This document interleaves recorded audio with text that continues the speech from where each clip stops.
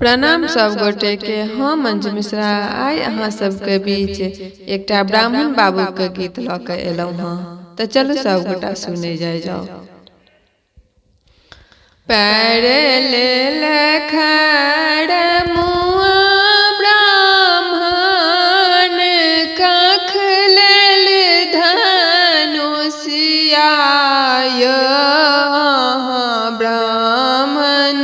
बाबू पैर लेल खड़ मुआ ब्राह्मण कख लेल धनुषियाय ब्राह्मण बाबू चली बेला बीजू बन शिकार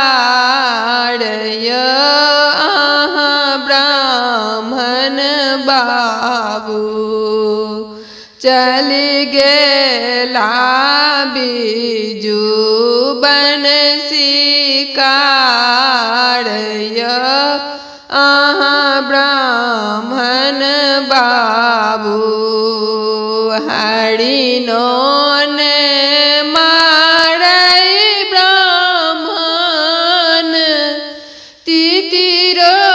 ने मारै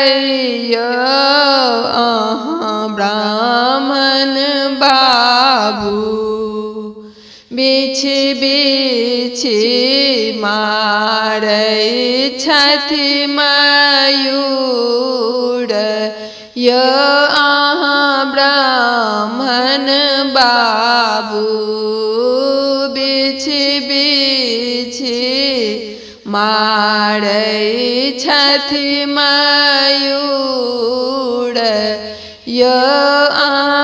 ब्राह्मण बाबू हकन कनै छै ब्राह्मण बन के मयूरनी ब्राह्मण बाबू बड़ी बेसहार लौ सिंदूर ब्राह्मण बाबू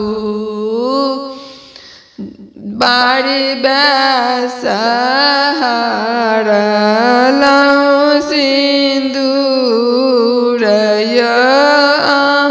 ब्राह्मण बाबू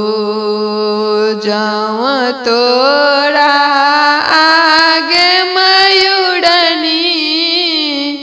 सिंदूर कसी देबोगे तू बन के मयूरनी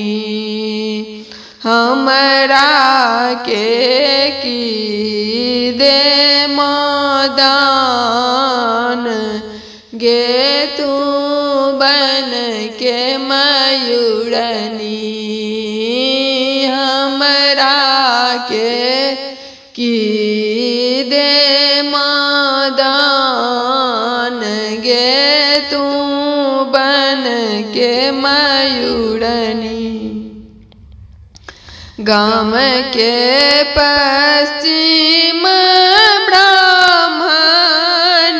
गबर बनायब ब्राह्मण बाबू नित उठी देब दूध ढार ब्राह्मण बाबू साँझ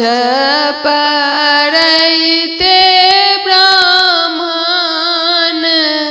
धूप दीप ले सब ब्राह्मण बाबू राति भर नाच देखब ब्राह्मण ब्राह्मण बाबू भनहि विद्यापति सुनु बाबू ब्राह्मण ब्राह्मण बाबू सदाए रहब रक्षा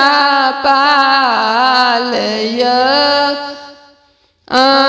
ब्राह्मण बाबू सदाए